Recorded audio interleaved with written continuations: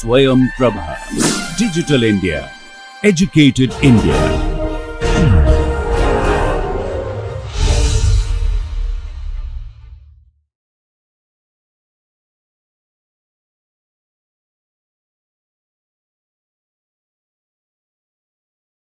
Inventory அப்படிங்கிற டாப்பிக்கில் சில ஈக்குவேஷன்ஸை போன பாடத்தில் பார்த்தோம். முக்கியமாக ஒரு பொருளை வாங்கும் பொழுது ஆர்டர் குவான்டிட்டி எவ்வளவு வாங்க வேண்டும் அப்படிங்கிற ஆர்டர் குவான்டிட்டியை கண்டுபிடிக்கிறதுக்கு ஃபார்முலா ஈக்குவேஷன்ஸ்லாம் டிரைவ் பண்ணோம். அதே போல் ஒன்றுக்கு மேற்பட்ட பொருட்கள் இருக்கும் பொழுது சில கட்டுப்பாடுகள் இருக்கும். இத்தனை ஆர்டர் தான் செய்ய முடியும் அப்படின்னு இருக்கலாம். இல்லை பொருட்களின் ஆவரேஜ் மதிப்பு, சராசரி மதிப்பு இதுக்கு மேலே இருக்கக்கூடாது அப்படின்னு கட்டுப்பாடுகள் இருக்கும் பட்சத்தில் எப்படி ஆர்டர் குவான்டிட்டி, அளவு, வாங்கும் அளவை எப்படி கண்டுபிடிப்பது அப்படிங்கிறத நம்ம பார்த்தோம். இன்றைய பாடத்தில் பொருள் வாங்கிறத பற்றி பார்க்க போகிறதில்ல. பொருளை உற்பத்தி செய்யும் பொழுது எப்படி செய்வது, எந்த குவான்டிட்டிக்கு ப்ரொடியூஸ் பண்ணுறது, how much to produce, how much to buy இல்லாமல் how much to produce, உற்பத்தி செய்யும் பொழுது எவ்வளவு ஒரு பேட்சில் எவ்வளவு பண்ணணும் அப்படிங்கிறத பார்க்க போகிறோம். கிட்டத்தட்ட அதே மாதிரி தான் பார்க்க போகிறோம். ஈக்குவேஷன்ஸ் அதே மாதிரி தான் இருக்கும். ஆனால் நான் சொன்ன மாதிரி வாங்கிறது இருக்காது, பொருட்களை உற்பத்தி செய்ய வேண்டும் அப்படின்ற ஒரு சின்ன எக்ஸாம்பிள், உதாரணம் எடுத்துக்கிறதுக்காக ஒரே ஒரு மெஷினில் அந்த பொருள் உற்பத்தி செய்யப்படுகிறது அப்படின்னு எடுத்துப்போம். நம்ம எடுத்துக்கொண்ட பொருள் ஒரே மெஷினில் செய்யப்படுகிறது. ஆனால் அந்த மெஷின் இதை தவிர இன்னும் சில பொருட்களை செய்யும். இப்போது செய்ய போகும் பொருட்கள் நம்ம என்ன எடுத்துக்கிறோம்னாக்கா அது அசம்பிளி அப்படிங்கிற இடத்துல போய் ஃபைனலாக ஒரு ப்ராடக்ட் உருவாகிறதுக்கு உதவியாக இருக்கும். இப்போ ஒரு கார் அசம்பிள் பண்ணுறாங்க அப்படின்னா அதுக்கு உண்டான சில பொருட்கள் ஃபேக்ட்ரிக்குள்ளே செய்யப்படும். அந்த மாதிரி செய்யப்படும் போது எந்த அளவு செய்ய வேண்டும் அப்படிங்கிற ஒரு பேட்சில் எந்த அளவு செய்ய வேண்டும்ங்கிறத பார்க்க போகிறோம்.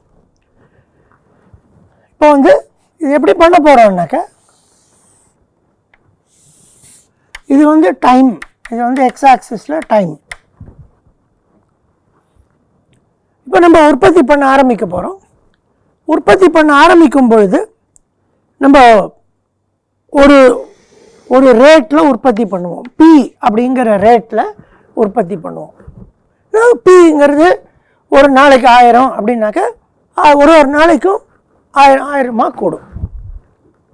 பி அப்படிங்கிற ரேட்டில் உற்பத்தி பண்ணுவோம். சாதாரணமாக உற்பத்தி பண்ணி முடித்துவிட்டு ஒரு சில அளவு நேரம் வரை உற்பத்தி செய்துவிட்டு T1 அப்படிங்கிற நேரத்தில் உற்பத்தி செய்துவிட்டு அதுக்கப்புறம் இந்த மெஷின் வேறு ஒரு பொருளை உற்பத்தி செய்கிறதுக்கு போயிடும். ஆனால் நாம் எடுத்துக்கொண்ட பொருள் அதுக்கு எப்போவுமே டிமாண்ட் இருக்கும். ஆகவே அந்த டிமாண்ட் இப்படி வரும். திருப்பி டிமாண்ட் 0 ஆன உடனே செய்ய ஆரம்பிப்போம். திருப்பி டிமாண்ட் இப்படி வரும். இந்த மாதிரி இது போகும். ஸோ டிமாண்ட் வழக்கம் போல் டி அப்படிங்கிற ரேட்டில் நம்ம கன்சியூம் பண்ணுவோம். இப்போ ஒரு நாளைக்கு டிமாண்ட் 100னா ஒரு நாள் 100 கன்சியூம் பண்ணுவோம். ஒரு நாள் ஆக ஆக 100 குறையும் நம்மக்கிட்ட இருக்கிற அளவு. இந்த T2ங்கிற பீரியடில் நம்ம ப்ரொடியூஸ் பண்ணுறதில்ல. ஒன்லி வி கன்சியூம், உற்பத்தி செய்த பொருளை நம்ம உபயோகப்படுத்திக்கிறோம், யூஸ் பண்ணுறோம். இந்த பீரியடில் ரெண்டும் பண்ண போகிறோம். ப்ரொடியூஸும் பண்ண போகிறோம், கன்சியூமும் பண்ண போகிறோம். ஸோ பி அப்படிங்கிற ரேட்டில் ப்ரொடியூஸ் பண்ணுவோம், டி அப்படிங்கிற ரேட்டில் கன்சியூம் பண்ணுறதுனால இது அதிகமாகும். பி மைனஸ் டி அப்படிங்கிற ரேட்டில் அதிகமாகும். ஸோ பின்றது டியை விட அதிகமாக இருக்கும். நம்ம rate at which we produce, உற்பத்தி செய்யும்போது ஃபாஸ்ட்டாக இன்னும் அதிகம் உற்பத்தி செய்வோம், அப்போவே கன்சியூம் பண்ணிப்போம். அதனால் பாக்கி இருக்கிறது இன்வென்ட்ரி இப்படி ஏறும் ஒரு பாயிண்ட் வரைக்கும். அதுக்கப்புறமா அதை உற்பத்தி செய்யாமல் கன்சியூம் பண்ணுவோம். மெஷின் வேறு பொருளை உற்பத்தி செய்யும். திருப்பி 0க்கு வந்த உடனே திருப்பி பண்ண ஆரம்பிக்க போகிறோம். இப்படி இருக்கும்போது எவ்வளவு ப்ரொடியூஸ் பண்ணணும், கியூ எவ்வளவு ப்ரொடியூஸ் பண்ணணும் அப்படிங்கிறத பார்க்க போகிறோம். இதில் 2 காஸ்ட்டு தான் நம்ம எடுத்துக்க போகிறோம். ஆர்டர் காஸ்ட்டுக்கு பதிலாக செட்டப் காஸ்ட் அப்படின்னு எடுத்துக்க போகிறோம். இந்த மீதி 2 ப்ராப்ளத்தில் ஆர்டர் காஸ்ட்னு எடுத்துட்டோம். இப்போ இதில் வந்து செட்டப் காஸ்ட் அப்படின்னு எடுத்துக்க போகிறோம். அதே மாதிரி இன்வென்ட்ரி காஸ்ட் அப்படிங்கிறதையும் எடுத்துக்க போகிறோம். செட்டப் காஸ்ட்னா என்ன? ஒரு தடவை இந்த பொருளை செய்யும்போது அந்த எக்யூப்மெண்ட்டை செட்டப் பண்ணணும், அதை செய்வதற்கு தயார் நிலைக்கு கொண்டு வரணும். அது பேர் செட்டப்னு பேர். செட்டப்புக்கு நேரமும் ஆகும், செலவும் ஆகும். இந்த கணக்கை பொறுத்த வரைக்கும் நேரம் 0, இமீடியட்டாக செட்டப் பண்ணிடலாம். ஆனால் அதில் இங்கே முடித்த உடனே பண்ண ஆரம்பிக்கிறோம், உடனே செட்டப் ஆகிடும், ப்ரொடியூஸ் பண்ணலாம். ஆனால் செட்டப்புக்கு விலை உண்டு. அந்த விலையை நம்ம வந்து திருப்பி வழக்கம் போல் C0னே வச்சுக்கிறோம். அதுக்கு ஒரு காரணம் இருக்கிறது. ஏன்னா ஒரே நொட்டேஷனை 2 விஷயத்துக்கு நார்மலாக செய்ய மாட்டோம். இதை வச்சுக்க போகிறோம். வாங்கும்போது இருக்கிற ஆர்டர் காஸ்ட்டும் C0 தான் சொல்கிறோம். ப்ரொடியூஸ் பண்ணும்போது இருக்கிற செட்டப் காஸ்ட்டையும் C0னே சொல்கிறோம். ஸோ C0ங்கிறது வந்து ருபீஸ் பர் செட்டப். இது இன்வென்ட்ரி காஸ்ட் வழக்கம் போல் CC அல்லது IC அப்படின்னு வரும். இப்போ டோட்டல் காஸ்ட் வந்து 2னுடைய கூட்டினா என்ன வருமோ அதுதான் டோட்டல் காஸ்ட்டு. ஸோ ஒரு வருஷத்துக்கு டிமாண்ட் D, நம்ம ப்ரொடியூஸ் பண்ண போகிறது Q. ஸோ ஒரு வருஷத்தில் D/Q தடவை அத்தனை முறை ப்ரொடியூஸ் பண்ண போகிறோம். ஒரு தடவை ப்ரொடியூஸ் பண்ணும்போது இந்த C0 அப்படிங்கிற காஸ்ட்டை நமக்கு அந்த செலவு இருக்குது. இன்வென்ட்ரி வழக்கம் போல் இதே மாதிரி பண்ணி half into base into height எடுத்து பண்ணணும். இதை நம்ம வந்து IM அப்படின்னு வச்சுப்போம், maximum inventory. So average inventory என்ன ஆகும்? half into base into height நம்ம போட்டிருக்கோம். half into மொத்தம் இன்வென்ட்ரி இந்த ஏரியா ஆஃப் த ட்ரையாங்கிளில் வரும். So half into T1 plus T2 அதான் பேஸு, ஹைட் வந்து IM divided by T1 plus T2. So IM/2 இதுதான் ஆவரேஜ் இன்வென்ட்ரி இன்டு CC அப்படின்னு வந்துடும்.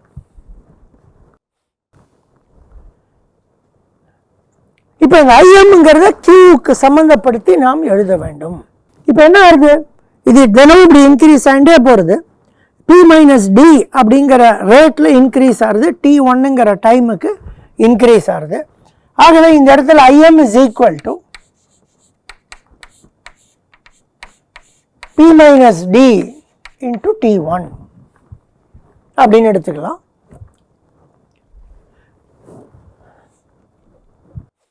இதே IMங்கிறத DT2 அப்படிங்கிற முறையில் கன்சியூம் பண்ண போகிறோம், which is also equal to DT2 அப்படின்னு கொண்டு வரும். மொத்தம் நம்ம எவ்வளோ ப்ரொடியூஸ் பண்ணுறோம்? Qங்கிறது ப்ரொடியூஸ் பண்ணுறோம், Q அளவு ப்ரொடியூஸ் பண்ணுறோம். எப்படி ப்ரொடியூஸ் பண்ணுறோம்? P அப்படிங்கிற ரேட்டில் ப்ரொடியூஸ் பண்ணுறோம், T1 அப்படிங்கிற நேரத்துக்கு ப்ரொடியூஸ் பண்ணுறோம்.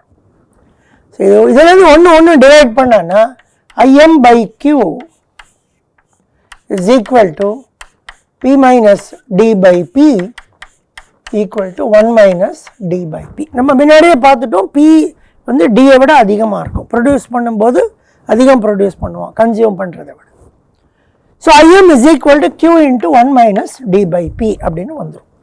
ஸோ இது வந்து D/Q into C0 plus Q into 1 - D/P into CC/2 அப்படின்னு வந்துடும். இப்போ இதோடைய மினிமம் வேல்யூ கண்டுபிடிக்கணும். What is the Q such that the total cost is minimum? Total cost குறைவாக இருக்கிற அளவுக்கு என்ன Qன்னு பார்த்தா டிஃபரன்ஷியேட் பண்ணாலும் வந்துடும். So -D/Q square C0 plus CC/2 into 1 - D/P is equal to 0. அதிலிருந்து Q is equal to root of 2DC0 by CC into 1 - D/P அப்படின்னு வரும். இதுதான் Q ஓடுது. இந்த Qவை கொண்டு வந்து இதில் சப்ஸ்டிடியூட் பண்ணானாக்கா நமக்கு டோட்டல் காஸ்ட் கிடச்சிடும். வழக்கம் போல் ஆப்டிமமில் இதுவும் ஈக்குவலாக இருக்கும். ஈக்குவலாக இருக்கும்போது தான் மினிமம் கிடைக்கும். போன ஃபஸ்ட் மாடலில் பண்ண மாதிரி அதே மாதிரி இது வந்துடும். இது ஒரு சின்ன உதாரணத்தின் மூலமாகவும் நம்ம எக்ஸ்பிளைன் பண்ணலாம். ஏன்னா D தெரியும் நமக்கு. ஸோ P அப்படிங்கிறதும் D அப்படிங்கிறதும் ஒரே யூனிட்டில் இருக்கணும். இப்போ நம்ம ரெகுலராக போடுற கணக்குகளில் D is equal to 10,000, C0 is equal to அங்கே 300 per ஆர்டர்னு போட்டோம், இங்கே 300 per செட்டப்னு வச்சுக்கலாம். அதே மாதிரி ICங்கிறது 4, P அப்படிங்கிறதோட மதிப்பு வந்து Dயை விட அதிகமாக இருக்கும். ஸோ இந்த கணக்கில் வந்து நம்ம Pயை 20,000 எடுத்துக்கலாம்.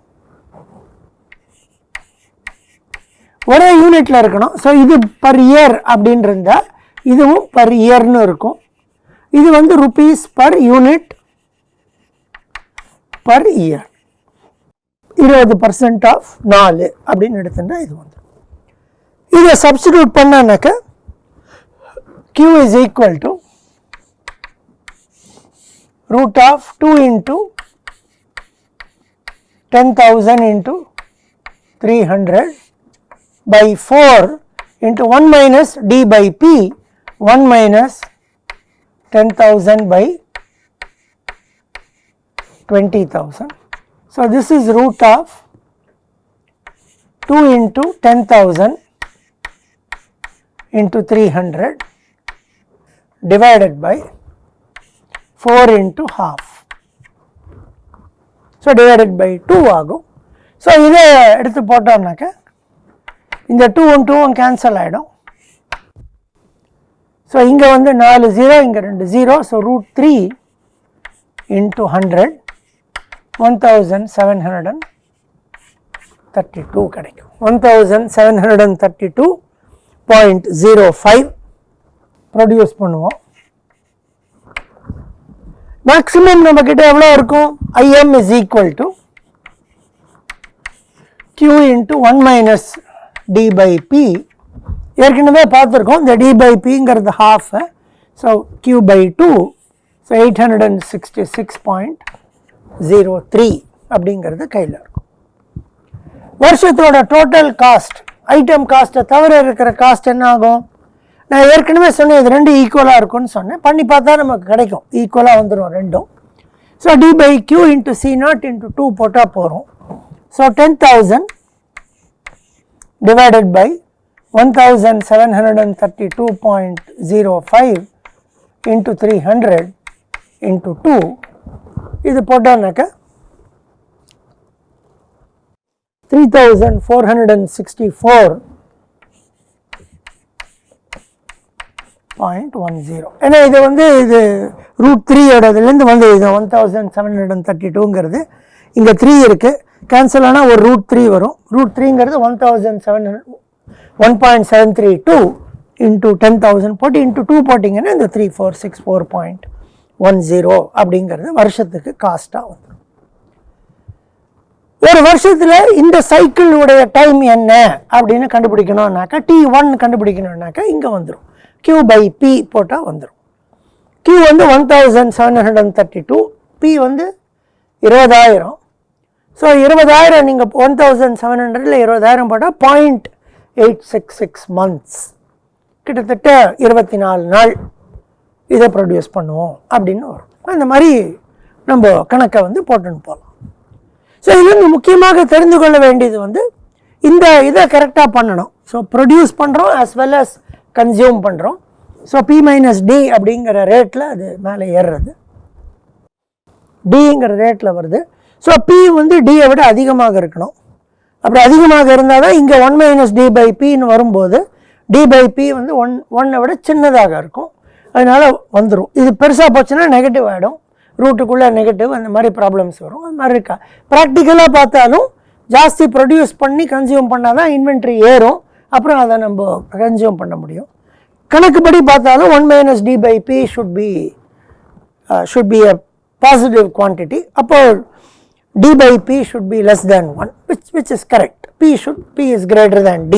Dயை விட அதிகமாக இருக்கும் அப்படின்னு இந்த கணக்கின் மூலமாக தெரிந்து கொள்ளலாம். இப்போ இந்த ஃபிகரை மட்டும் இதெல்லாம் இங்கே வச்சுக்கலாம், இதை மட்டும் வச்சுக்கலாம். இதை ரெண்டும் இங்கே எழுதிட்டு அடுத்த மாடலில் கம்பேர் பண்ணி பார்க்கலாம். ஸோ இந்த மாடலில் Q equal to 1732ன்னு வந்தது. TCங்கிறது 3464.10 அப்படின்னு வந்தது. இப்போ இதே மாடலில் நம்ம பற்றாக்குறையை கொண்டு வந்தோம்னாக்க எப்படி வருது அப்படின்னு பார்க்கலாம். அதே போல் போன இதில் பார்த்த மாதிரி இது குறையிறதா இல்லை என்ன ஆறுது அப்படின்னு பார்க்கலாம். ஸோ இது பண்ணும்போது என்ன பண்ணுவோம்னாக்கா, இப்போ முதல்ல ப்ரொடியூஸ் பண்ணுவோம், அப்புறம் கன்சியூம் பண்ணி இங்கே கீழே கொண்டு வந்துட்டு 0 ஆன உடனே ப்ரொடியூஸ் பண்ண மாட்டோம், கொஞ்சம் பேக் ஆர்டர் பில்ட் பண்ணுவோம், அப்புறம் இந்த இடத்துல ப்ரொடியூஸ் பண்ணுவோம், ப்ரொடியூஸ் பண்ணி இப்படி வரும். ஸோ இங்கே ப்ரொடியூஸ் பண்ணும்போதே எக்ஸஸ் பேக் ஆர்டரை கொடுத்துருவோம், அப்புறம் இங்கே மேக்ஸிமம் இன்வென்ட்ரி ரீச் ஆகும், திருப்பி இப்படி போய் இப்படி போய் இப்படி போகும். இந்த கணக்கு போடும்போது நம்ம கொஞ்சம் கேர்ஃபுல்லாக இருக்கணும். சைக்கிள் அப்படின்னு பார்த்தோம்னாக்கா, ஒரு சைக்கிள்ங்கிறது இங்கே ஆரம்பிச்சிருக்கோம் பாருங்கள் ப்ரொடியூஸ் பண்ணுறதுக்கு, இங்கே ஆரம்பிச்சுட்டு இந்த கன்சம்ஷனில் முடிஞ்சால் ஒரு சைக்கிள்னு பேர். ஸோ இந்த அளவுக்கு நம்ம T1 அப்படின்னு சொல்லிப்போம். அதாவது இங்கே ப்ரொடியூஸ் பண்ணுற டைம் வந்து T1, இது வந்து T2, ஸோ இதுவும் T2, இது T3, இது முடிகிற வரைக்கும். பேக் ஆர்டர் பில்ட் ஆகிற டைம் வந்து T4 அப்படின்னு வச்சுக்கணும். இந்த கணக்கில் எப்படி வேணால் வச்சுக்கலாம். சில சமயம் இதை T1, T2, T3, T4னு வச்சுட்டு டிரைவ் பண்ணலாம். நம்ம பண்ணுற மாதிரி இங்கே ப்ரொடக்ஷன் அப்போ T1 + T2ங்கிற நேரத்துக்கு வரும், அதை வச்சுட்டு பில்ட் பண்ணிடலாம். ஸோ இதை பில்ட் பண்ணோம்னாக்க இதே மாதிரி டோட்டல் காஸ்ட் இப்போ 3 காஸ்ட் வரும். செட்டப் காஸ்ட் ஒரு வருஷத்துக்கு வரும், இன்வென்ட்ரி காஸ்ட் ஒரு வருஷத்துக்கு வரும், பேக் ஆர்டர் காஸ்ட் இல்லை ஷார்ட்டேஜ் காஸ்ட் ஒரு வருஷத்துக்கு வரும். ஸோ டோட்டல் காஸ்ட் இதே போல் D/Q × C0.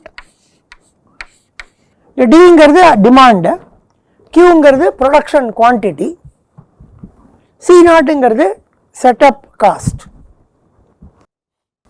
இன்வென்ட்ரி வந்து என்ன பண்ணணும்னாக்க, இது IMன்னு இருக்கும் இந்த குவான்டிட்டி, இந்த குவான்டிட்டி இருக்குது பாருங்கள், இது வந்து Sன்னு இருக்கும். இது இந்த அளவு வந்து S, இந்த அளவு IM, இந்த அளவு S. So D/C0 plus average inventory எவ்வளோன்னு பார்க்கணும். ஆவரேஜ் இந்த whole thing is called T. So இந்த படத்தில் நீங்கள் ஆவரேஜ் இன்வென்ட்ரி பார்த்தானாக்கா, டோட்டல் இன்வென்ட்ரி வந்து ½ × base × height. So ½ × IM, IM/2, ½ × base, T2 + T3, இது total inventory divided by time × CC.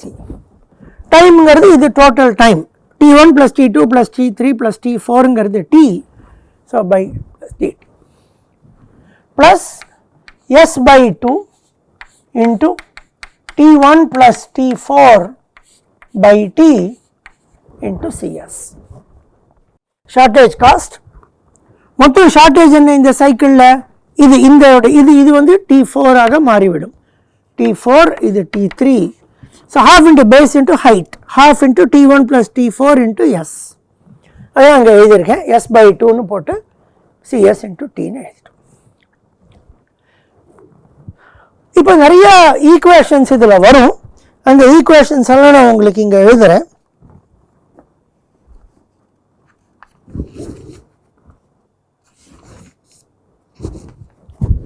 So இந்த ஈக்குவேஷன்ஸ் இங்கே எழுதினான்னா Q is equal to P × T1 + T2. ஏன்னா produce பண்ணும்போது இங்கே ஆரம்பித்து இந்த டைம் வரைக்கும் ப்ரொடியூஸ் பண்ணுறோம், T1 + T2. இதில் பார்த்தீங்கன்னா T1 + T2 at the rate of P, அதான் டோட்டல் குவான்டிட்டி ப்ரொடியூஸ் பண்ணுறது. IM is equal to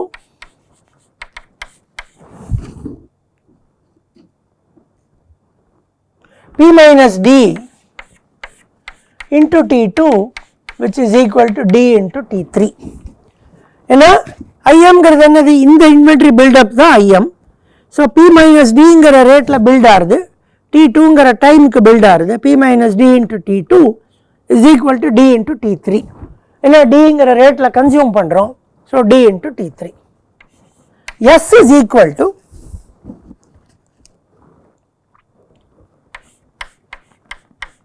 P - D × T1, which is equal to D × T4. ஏன்னா இங்கேருந்து இங்கே இப்போ தான் பேக் ஆர்டர் இங்கே கொண்டு வரோம். ஸோ T4ங்கிற பீரியடில் Dங்கிற ரேட்டில் பேக் ஆர்டர் பில்ட் ஆகுது, ஸோ D × T4. அதையே நம்ம ப்ரொடியூஸ் பண்ணி இங்கே கொடுத்துட்றோம். ஸோ T1 அப்படிங்கிற டைம் பீரியடுக்கு P minus Dங்கிற ரேட்டில் பில்ட் ஆகிற இன்வென்ட்ரியை கொடுத்துட்றோம். அதனால் P minus D into T1 which is also equal to D into T4. Q is also equal to dt. ஏன்னா ஒரு சைக்கிளை நம்ம எடுத்துட்டோம்னா எங்கே ஆரம்பித்தாலும் சரி, இங்கே ஆரம்பித்து இங்கே ஆரம்பித்தாலும் அதே T தான் வரும். அதோடைய ஃபுல் டிமாண்ட் வந்து ஒரு சைக்கிளில் மீட் பண்ணுறோம், அவ்வளவுதான் ப்ரொடியூஸ் பண்ணும். So Q is equal to dt. இதிலிருந்து கொஞ்சம் சிமிலர் ட்ரையாங்கிள்ஸ் யூஸ் பண்ணி பண்ணணும். So IM by Q is equal to P minus D by P into T2 by T1 plus T2. இதிலிருந்து கொண்டு வந்தானாக்க Q into 1 minus D by P by IM is equal to 1 plus T1 by T2 அப்படின்னு இதை உல்டா பண்ணி போட்டு எடுத்தான்னா இப்படி வந்துடும். அதுக்கப்புறமா வந்து T1 by T2 is equal to S by IM. So 1 plus S by IM. இதை சிம்பிளிஃபை பண்ணி முடிச்சோம்னாக்க நமக்கு வந்து IM is equal to Q into 1 minus D by P minus S அப்படின்னு வரும். இது ஒரு ஈக்குவேஷன், இது ஒரு முக்கியமான ஈக்குவேஷன். அதுக்கப்புறமா இன்னும் நிறைய சப்ஸ்டிடியூஷன் பண்ண வேண்டியிருக்கும். பண்ணும்போது நமக்கு இது கிடைக்கும். T2 plus T3 by T கொண்டு வரணும் இங்கே. So T2 plus T3 by T substitute பண்ணோம்னாக்க P T2 by dt அப்படின்னு வரும், which is equal to PIM by Q into P minus D ன்னு வரும். அதே மாதிரி T1 plus T2 by T அந்த டேர்ம் இங்கே இருக்கு. T1 plus T4 by T இந்த டேர்ம் அங்கே இருக்கு. இதை கொண்டு வந்தோம்னா S by Q into 1 minus D by P அப்படின்னு வரும். அதாவது சிமெட்ரிக்காக வரும். பார்த்தீங்கன்னா இது வந்து IM by வரும், Q into 1 minus D by P, இது S by Q into 1 minus D by Pன்னு வரும். ஸோ இதுலேருந்து இப்போ எல்லாத்தையும் கொண்டு வந்துடலாம். ஸோ இதில் என்ன பண்ணணும்னா T2 plus T3 by Tங்கிறத இங்கே இதை வந்து இங்கே சப்ஸ்டியூட் பண்ணணும். T1 plus T4 by Tங்கிறது அதுக்கு இதை சப்ஸ்டியூட் பண்ணணும். சப்ஸ்டியூட் பண்ணால் எல்லாம் IM-ஓடைய சேர்ந்து வரும். ஸோ IM-க்கு திருப்பி Q into 1 minus D by P minus Sன்னு சப்ஸ்டியூட் பண்ணிவிட்டு அதுக்கப்புறம் பார்ஷியலாக டிஃப்ரென்ஷியேட் பண்ணணும் with respect to Q with respect to S. இது ரெண்டுக்கும் பார்ஷியலாக டிஃப்ரென்ஷியேட் பண்ணி முடிச்சானாக்க ஃபைனலாக இந்த மாதிரி வரும். S is equal to QCC into 1 minus D by P by CC plus CS. Q is equal to root of 2D C naught by CC into 1 minus D by P into CC plus CS by CS. இப்படி வரும். Final equation வந்து இப்படி வரும். இப்போ இது பார்த்தோன்னா நமக்கு எல்லாம் தெரியும். 2D தெரியும், C0 தெரியும், CC தெரியும், CSம் தெரியும். ஆக இந்த ஈக்குவேஷனை வச்சு கண்டுபிடிச்சிடலாம். இப்போ அந்த பழைய கணக்கை எடுத்துக்கொண்டு D is equal to 10,000 into 300 by 4 into half into இது 4 இது 25 வச்சுட்டா 29 by 25 கிடைக்கும். ஸோ இதை சப்ஸ்டியூட் பண்ணால் என்ன வரும்? சப்ஸ்டியூட் பண்ணானாக்க இந்த 4 into half வந்து 2ன்னு எடுத்துக்கலாம். ஸோ இந்த 2 கேன்சல் ஆகிடும். ஸோ ரூட் ஆஃப் இது 25 into 4 வந்து 100. ஸோ இது 10,000. ஸோ இங்கே 100 1865.47, 1865.48. S is equal to QCC into 1 minus D by P. So 1865.48 into CC 4 into 1 minus D by P half into 29. So இது வந்து divided by into 4 divided by 2 divided by 29, 128.65.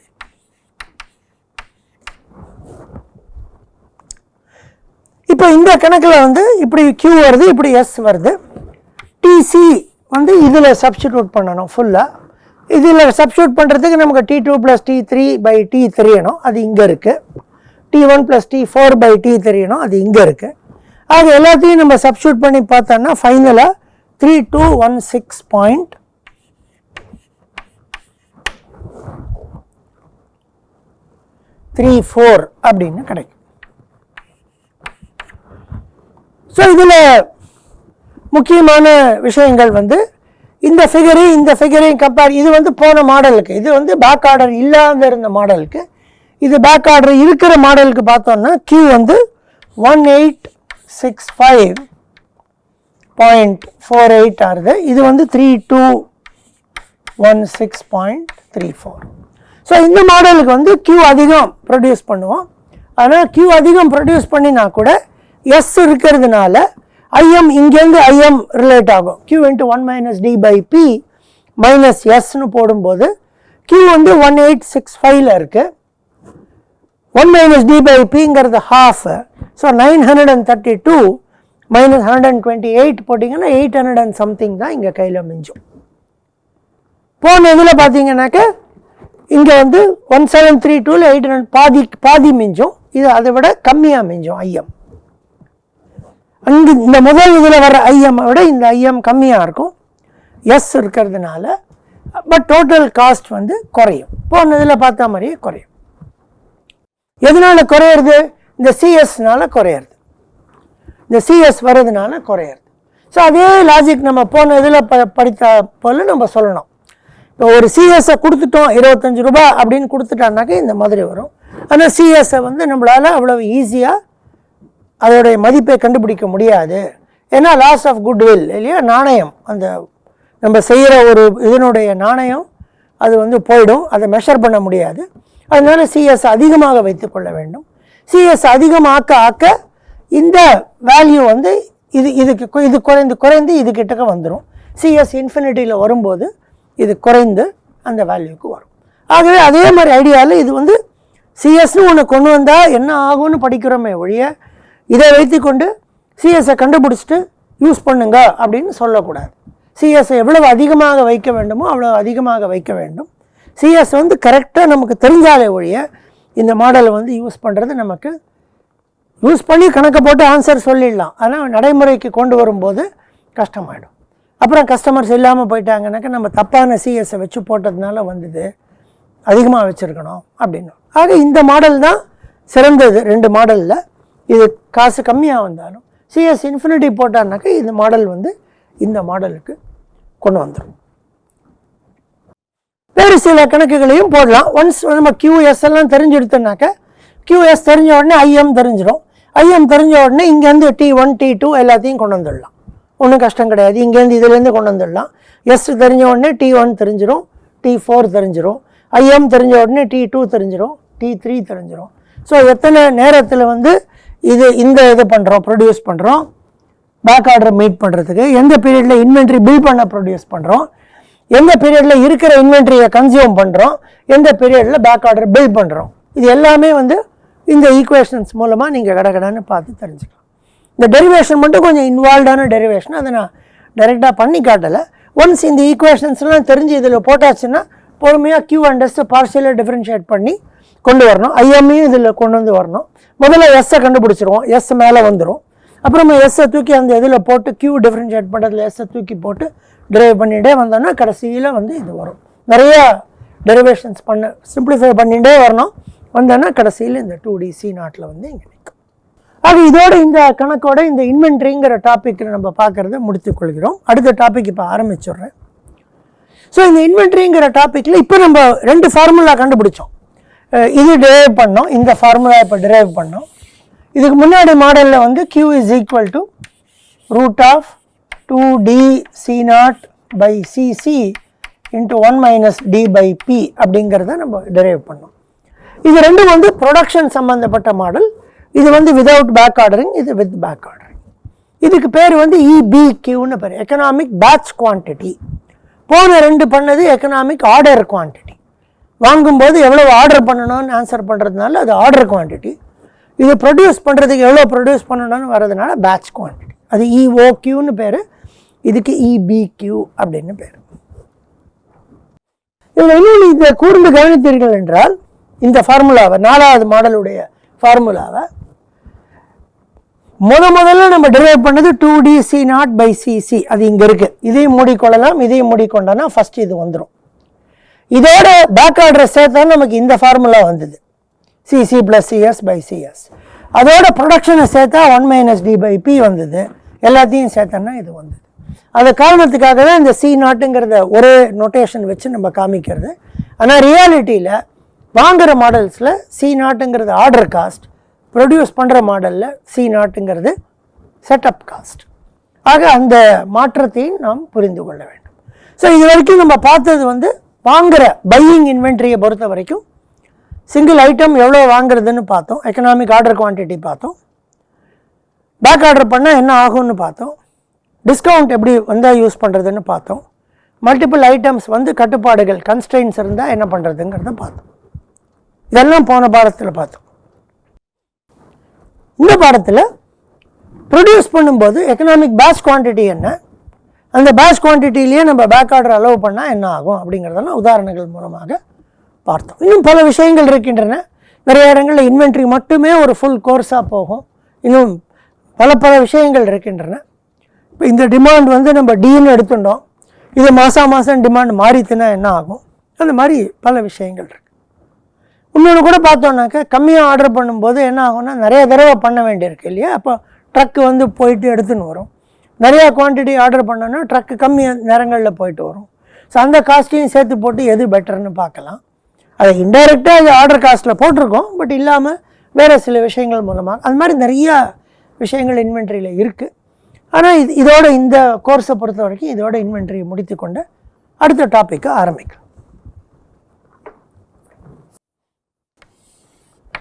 இதுதான் இந்த topic தான் நம்ம இந்த கோர்ஸில் கடைசியாக பார்க்க போகிற டாப்பிக்கு.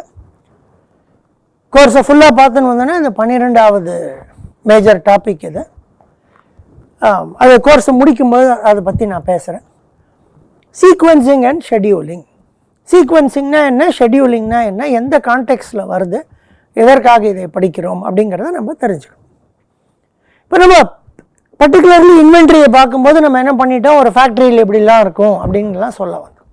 அதே மாதிரி அந்த ஃபேக்ட்ரியில் என்ன பண்ணோம், பல பொருட்களை செய்கிறோம். அந்த பொருட்களை செய்யும்போது மெஷின்ஸ் இருக்குது, பொருட்களை ஒன்றா செய்யணும். சிம்பிளஸ்ட்டு இது என்னென்னா ஒரே ஒரு மெஷின் இருக்குது, அதை எம்னு வச்சுப்போம். ஒரு 4-5 வேலைகளை அந்த மெஷினில் நம்ம செய்யணும். ஸோ எம்ங்கிறது மெஷின், ஜேங்கிறது ஜாப். ஜாப்னா வேலை, அந்த வேலையை செய்யணும். ஸோ இப்போ வந்து 4-5 இருக்குது வச்சுக்கோங்க. அதுக்கு 5 இருக்குனாக்கா J1, J2, J3, J4, J5 என்ற 5 ஜாப்ஸ் இருக்கு, வேலைகளை செய்ய வேண்டும். எந்த வரிசையில் இதை அனுப்ப வேண்டும்? சாதாரணமாக ஹியூமன்ஸ் மனிதர்கள் இருக்கும்போது பார்த்தோம்னாக்கா வரிசை வந்து யார் முதல்ல வராங்களோ அவங்கள அனுப்பிச்சுடலாம். இல்லாட்டி லைனில் சண்டை தான் வரும், நான் முதல்ல வந்தேன் நான் போனோம் அப்படின்ட்டு. ஜாப்ஸ்லாம் அது தேவையில்லை. முதல்ல வந்ததை அனுப்ப வேண்டியது, அதைத்தான் அனுப்ப வேண்டும்ங்கிற ஒரு ஆப்ளிகேஷன் நமக்கு கிடையாது. அதனால என்ன ஒரு அப்ஜெக்டிவ், நம்மளோட நோக்கம் என்னவோ அந்த நோக்கத்திற்கு தகுந்தாற் போல் வந்த வரிசையில் மட்டும் அனுப்ப வேண்டும் என்ற அவசியம் இல்லை. எந்த வரிசையில் வேண்டுமானாலும் அனுப்பலாம். ஏன்னா இதெல்லாம் ஜாப்ஸ் தான். அந்த நோக்கத்திற்கு தகுந்தாற் போல் அதை செய்யணும். இந்த வரிசை, எந்த வரிசையில் அனுப்புறது, வரிசைங்கிறது சீக்வென்ஸ், சீக்வென்சிங் அப்படின்னு பேர். வரிசைப்படுத்துதல், சீக்வென்ஸில் அனுப்புறது. ஷெட்யூல் அப்படின்னாக்கா அட்டவணை, டேபிளுக்கும் அட்டவணையும் தான் யூஸ் பண்ணுவோம். ஷெட்யூலுங்கிற வேர்டு வந்து டைம் டேபிளுங்கிற மாதிரி, அதனால் அதுவும் அட்டவணை அப்படிங்கிற இதில் வந்துடும். அட்டவணைன்னா என்ன? இப்போ இந்த வரிசையில் நம்ம அனுப்பிச்சான்னாக்க இவர் எத்தனாவது வரிசையில் போவார், இவர் 3ஆவதாக போவாரா 4ஆவதாக போவாராங்கிறத இது சொல்லும். ஷெட்யூல் என்ன சொல்லுன்னா இவர் எந்த டைமில் இந்த ஜாபை எடுத்துக்க போகிறோம், எந்த டைமில் இந்த ஜாபை முடிக்க போகிறோம் அப்படின்னு சொல்கிறது தான் ஷெட்யூல். இந்த ஒரு ஜாபுக்கும் செய்யறதுக்கு ஒரு டைம் வேணும். அது வந்து பிடி, P1, P2, P5 அப்படின்னு சொன்னோன்னா P5ங்கிறது இந்த J5 அப்படிங்கிற ஜாப் வேலைக்கு உண்டான நேரம், அது J5. அது இப்போ 2 விஷயத்தை பார்க்கணும். ஒன்று நோக்கங்கள், நான் சொல்லி நோக்கத்துக்கு தகுந்தா போல், அப்ஜெக்டிவ்க்கு தகுந்தா போல் இது மாறும் அப்படின்னு. அப்ஜெக்டிவ்ஸ் என்னன்னு பார்க்கணும். 2வது, இப்போ இந்த 5 வேலைகள் இருக்கு. இப்போ இந்த ஒரே மெஷினில் செய்யறதுக்கு 8, 6, 10, 5, 9 அப்படின்னு வைத்துக்கொள்வோம். இதெல்லாம் பண்ணும்போது வாட் ஆர் தி அசம்ஷன்ஸ், என்ன அசம்ஷனில் இது வேலையாகுது அப்படிங்கிறத தெரிஞ்சுக்கணும். முதல்ல இந்த அசம்ஷன் ரொம்ப முக்கியம். பல அசம்ஷன்ஸ் இருக்குது. ஒன்று வந்து ஆங்கிலத்தில் சொல்லிட்டு வரணும்னா, நம்பர் 1 வந்து all jobs are available at time equal to 0. நம்ம ஆரம்பிக்கும் போது இந்த எல்லா ஜாபும் வந்துடுது. இந்த 5 ஜாபும் இங்கே இருக்குது. பின்னால் வரப்போகிற ஒரு ஜாபுக்கு நம்ம செய்யலை. இது 5 இங்கே இருக்குது, இந்த 5 மட்டும்தான் பண்ணணும், இந்த 5 வந்து எந்த வரிசையில் அனுப்பணுங்கிறது தான். So all jobs are available. 2வது, இந்த டைம் இருக்குது பாருங்கள், அது வந்து டிட்டர்மினிஸ்டிக், அது மாறாது. கொடுக்கப்பட்டது அப்படியே தான் இருக்கும். என்ன டைம் கொடுத்துருக்கிறார்களோ அதே அளவு டைம் தான் இருக்கும், அதை விட ஜாஸ்தியாகவோ குறைவாகவோ இருக்காது. 3வது ரொம்ப முக்கியமானது என்னென்னா, அந்த மெஷின் வந்து ஒரு நேரத்தில் ஒரு வேலையைத்தான் செய்யும், 2 வேலை செய்யாது.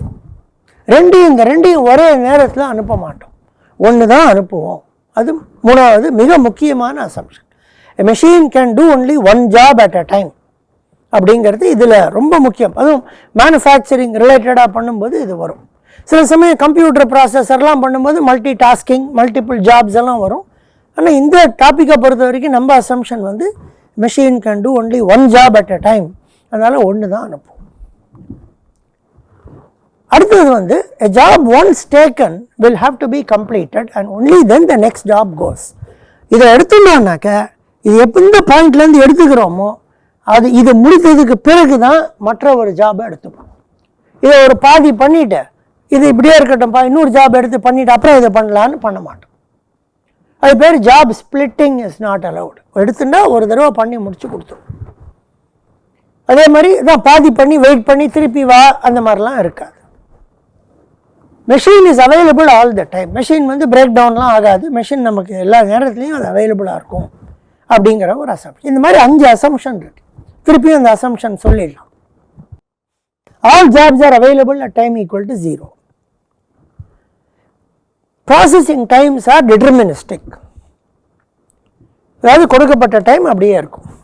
3வது, machine can do only 1 job at a time. 4 வந்து there is no job splitting, ஜாபை ஸ்பிளிட் பண்ணி பண்ண மாட்டோம். and once taken it will be completed and only then the next job can be taken. இதெல்லாம் தான் அசம்ஷன்ஸ். இதில் objectives என்னெல்லாம் இருக்க முடியும், நோக்கங்கள் என்னெல்லாம் இருக்க முடியும். சாதாரணமாக வந்து நமக்கு ஒரு 5 வேலை செய்யணும் அப்படின்னாக்க எவ்வளோ சீக்கிரமாக 5 வேலையும் முடிக்க முடியும் அப்படிங்கிறது ஒரு அப்ஜெக்ட். அது வந்து முடிக்கும் நேரம் அப்படின்னு சொல்கிறோம் இல்லையா, அது முடிக்கிற பாயிண்ட்டை அதை குறைக்கணும். அந்த முடிக்கும் நேரம் அப்படிங்கிறதுக்கு இந்த இடத்துல மேக் ஸ்பேன் அப்படின்னு பேர் ஆங்கிலத்தில். அதாவது தமிழில் முடிக்கும் நேரம்னு மட்டும் சொல்லக்கூடாது, எல்லா வேலைகளையும் எந்த நேரத்தில் முடிக்க முடியுமோ அந்த நேரம், எல்லா வேலைகளும் முடிந்திருக்க வேண்டும், அனைத்து வேலைகளையும் முடிக்கும் நேரம்ங்கிறது மேக் ஸ்பேன். ஆங்கிலத்தில் மேக் ஸ்பேன்னு 2 வார்த்தைகளாக பிரித்தால், மேக்குன்னா செய்வதற்கு, ஸ்பேன்னா நேரம், ஸ்பேன் ஆஃப் டைம் நேரம். ஸோ எல்லாத்தையும் செய்வதற்கு எவ்வளவு நேரம் ஆகும், அது மேக் ஸ்பேன். அந்த மேக் ஸ்பேனை குறைப்போம், மினிமைஸ் மேக் ஸ்பேன். 2வது அசம்ஷன் வந்து இப்போ அதை வந்து ஒரு சொல்யூஷனை எடுத்துக்கொண்டு நான் உங்களுக்கு எக்ஸ்பிளைன் பண்ணுறேன், அப்புறமா அதை எழுதுவோம். இப்போ 5 ஜாப்ஸ் இருக்குது. இந்த 5 ஜாபை நாம் வரிசைப்படுத்தி உள்ளே அனுப்ப வேண்டும்னு வைத்துக்கொள்வோம். எத்தனை விதமாக அதை செய்யலாம்? 5 ஜாப் இருக்கும்போது 5 ஃபேக்டோரியல் வேஸ் ஈக்குவல் டு 120 வழியாக இதை செய்யலாம். ஏன்னா முதல் ஜாப் 5 ஜாபில் ஒரு ஜாப் முதல்ல எடுக்க போகிறோம். அதை எனி ஒன் ஆஃப் த 5 எடுக்கலாம். ஸோ 5 முறைகளில் எடுக்கலாம். பாக்கி 4 ஜாப் இருக்குது, அதில் ஒன்று எடுக்கிறது 4 முறையில் எடுக்கலாம். அதனால் 5 × 4 × 3 × 2 × 1 போட்டிங்கன்னா 5 ஃபேக்டோரியல் 120 வழிகளில் அதை செய்யலாம். இப்போ ஒரு உதாரணத்துக்காக இந்த 120 வழிகளில் நாம் வந்து இதே ஆர்டரில் எடுக்கிறோன்னு வச்சுப்போம். J1, J2, J3, J4, J5 அப்படிங்கிற ஆர்டரில் அனுப்புகிறோம் என்று வைத்துக்கொள்வோம். அப்படி வைத்துக்கொண்டால் இது முதல்ல போகிறது, இது 0 to 8. இது வந்து வினாடிகள் அப்படின்னு எடுத்துட்டோம்னாக்க 8 நிமிஷம் வரைக்கும் இந்த ஜாப் செய்வோம். 8 நிமிஷம் வரைக்கும் இந்த மிஷினில் இது வராது. 8வது நிமிஷம் இது ஃப்ரீ ஆகிடும். ஸோ இது உள்ளே போகும். 8லிருந்து 14. 14வது நிமிஷத்தில் இது திருப்பி ஃப்ரீ ஆகும். இது 14லிருந்து 24. அதே போல் இது 24லிருந்து 29. இது 29லிருந்து 38. இந்த 5 நேரங்களுக்கு கம்ப்ளீஷன் டைம் அப்படின்னு பேர்.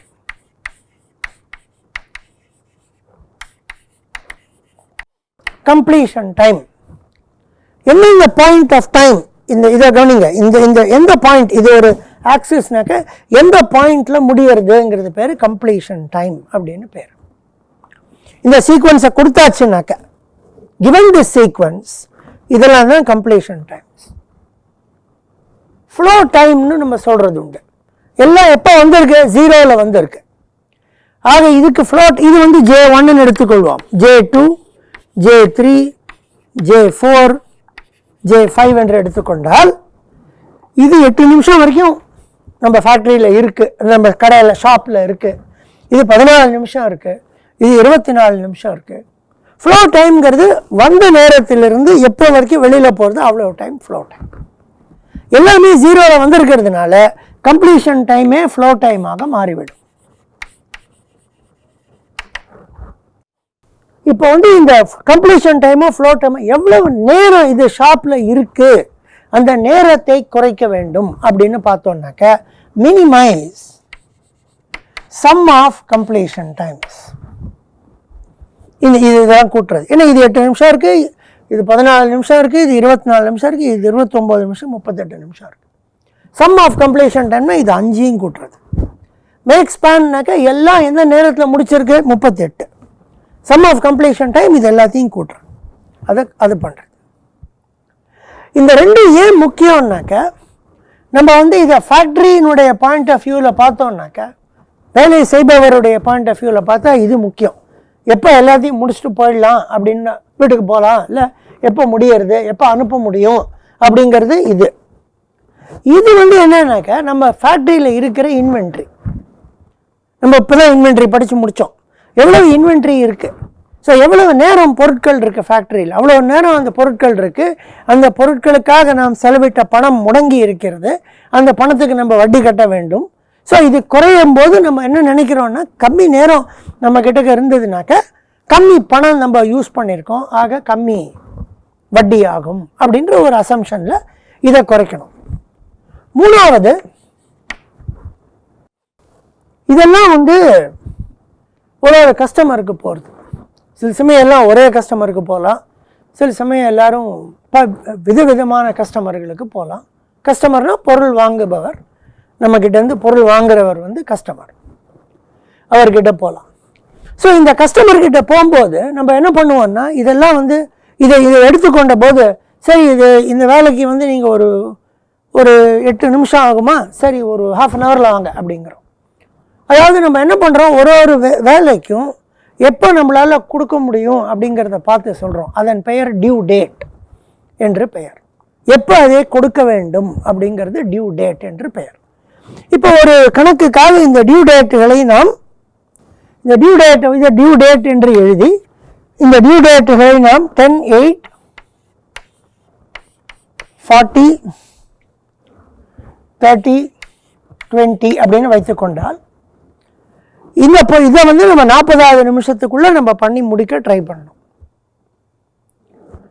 இதை வந்து நம்ம 30வது நிமிஷத்துக்குள்ள முடிக்க ட்ரை பண்ணணும். ஸோ டியூ டேட்டுக்குள்ள எல்லாத்தையும் அந்தந்த ஜாபையும் முடிச்சு கொடுத்துடணும் அப்படின்னு பார்த்தோம் என்றால் நல்லது.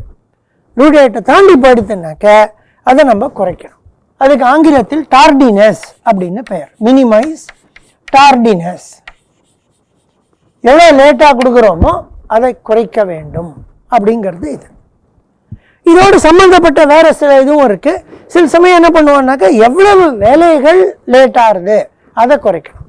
So minimize number of tardy jobs. Minimise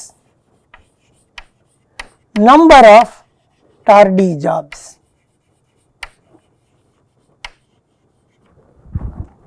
அப்படின்னு உண்டு. ஸோ எவ்வளவு வேலைகள் லேட் ஆகுதோ அதை குறைக்கிறது பேர் minimising number of tardy jobs என்று பெயர். இதெல்லாம் தான் நோக்கங்கள். நம்ம இந்த கோர்ஸை பொறுத்த வரைக்கும் ரொம்ப கம்மி தான் பார்க்க போகிறோம். இதை தான் நிறையா பார்க்க போகிறோம். இது சில சமயங்கள் ரொம்ப கம்மியாக இதை பார்க்க போகிறோம். இப்போ ஒரு சின்ன உதாரணத்தை இந்த எடுத்துக்கொண்ட உதாரணத்தை வைத்துக்கொண்டே நம்ம சிலதெல்லாம் பார்த்துடலாம். அதை இன்னைக்கு பண்ணிவிட்டு நாளைய பாடத்தில் அடுத்த பாடத்தில் நம்ம பாக்கி சில டாபிக்ஸை பார்க்கலாம். இப்போ 5 ஜாப் இருக்கு. 8, 6, 10, 5, 9.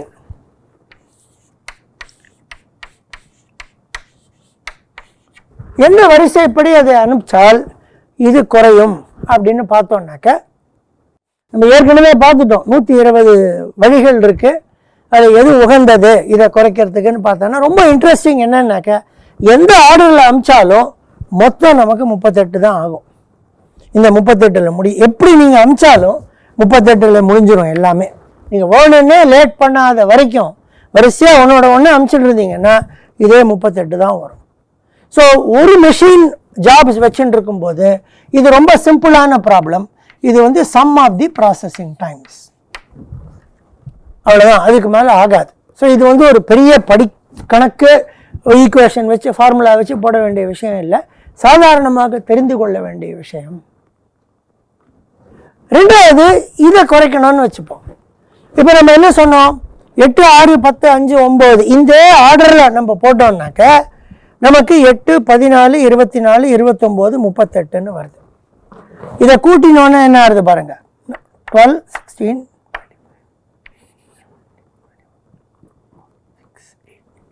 113. ஸோ இதை J1, J2, J3, J4, J5ன்னு போட்டால்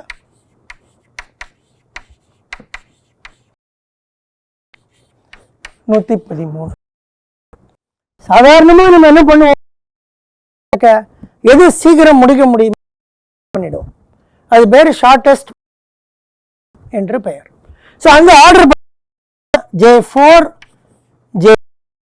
J1, J5, பார்த்தால் J4 வந்து இது 5 to 11, 11 to 19, 9 இது 28 to 38. 38 தான் வரும். இது 5 கூட்டினோம்னாக்க 23, 31, 10, 101.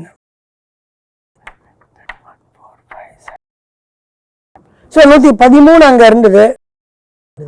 ஸோ இதை குறைக்க வேண்டும் என்றால் ஜாப்ஸை வந்து எது சீக்கிரம் அதை முதல்ல அனுப்பிச்சு விட்டுறேன். வரிசைப்படுத்தி அதை அனுப்பிச்சால் இதுக்கு SPT processing time rule. Shortest time எது ஷார்டஸ்ட் இருக்கோ ஷார்டஸ்ட் ப்ராசஸிங் டைம் என்று. மூணாவது வந்து இந்த பாடத்தை முடித்துக் கொள்ளலாம். டியூ டேட்ஸ் வந்து 10,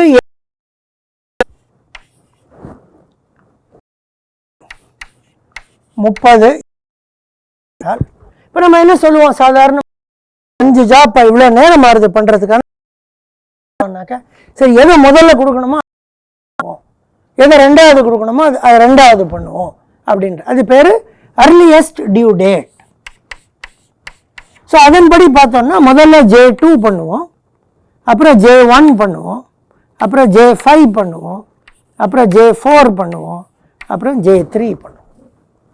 ஸோ J2ங்கிறது 0 to 6, J1ங்கிறது 6 to 14, J5 வந்து 14லேருந்து 23, J4 23லேருந்து 28, J3ங்கிறது 28லேருந்து 38. முடிக்கும் நேரங்கள் இது. கொடுக்க வேண்டிய நேரங்கள் 8, J2க்கு, J1க்கு 10, J5 20, J4 30, J3 40. ஸோ இது ரெண்டையும் கம்பேர் பண்ணனா இது 6ல் முடிஞ்சிடுறது. ஸோ இது பிரச்சனை இல்லை. இது 14ல் தான் முடியறது. ஸோ 4. இது 23ல் தான் முடியறது. 3. இதில் பிரச்சனை இல்லை, இதுலேயும் பிரச்சனை இல்லை. ஸோ மொத்தம் 7 மணித்துளிகள் நம்ம லேட்டாக இருப்போம். இது 7. 2 வேலைகள் டைமுக்கு பின்னாடி இருக்குது. சாதாரணமாக இந்த ரூல் தான் யூஸ் பண்ணுவோம், அர்லியஸ்ட் டியூ டேட்டுங்கிற ரூலில் யூஸ் பண்ணுவோம். ஆனால் இந்த ரூல் எல்லா நேரங்கள்லேயும் உகந்ததை கொடுக்காது. அதனால் சாதாரணமாக அதை தான் யூஸ் பண்ண வேண்டும். டியூ டேட் ரிலேட்டட் ப்ராப்ளம் வந்ததுனாக்கா சாதாரணமாக அர்லியஸ்ட் டியூ டேட்டை யூஸ் பண்ணி சீக்வன்ஸ் பண்ணுறது வழக்கம். ஸோ இதோடு இந்த ஒரு மெஷின் விஷயத்தில் சில இதெல்லாம் பார்த்தோம். மீதி விஷயங்களை அடுத்த பாடத்திலே நாம் பார்க்கலாம். அடுத்த பாடத்தில் சந்திக்கலாம். நன்றி.